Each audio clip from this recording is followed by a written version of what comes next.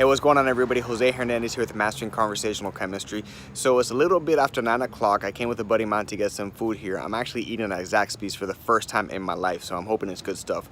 But what I wanted to talk to you today was a conversational tip that I learned a long time ago that can really help you out with the relationships you're building on a daily basis. Today, we celebrated my son's 6th birthday party. And we had 30 kids at my house under the age of 10. It was crazy, but we had a great time. But the thing that I wanted to talk to you about was what I learned a long time ago is the importance and the power of learning and knowing somebody's first name.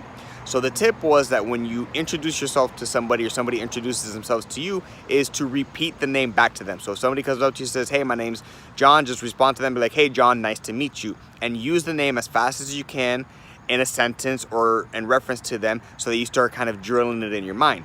And whenever you have the opportunity, if you're at an event, if you're at a party, if you're at a networking situation, if you're meeting with this person or you see them in crossing, acknowledge them. Hey, John, good to see you again. Hey, John, how's it going? Hey, John, just drill in the name because that's how you're going to remember it. But here's the important part about it. People's names are associated to them. Even though there are many people in the world that share the same name, it's still unique to each and every one of us.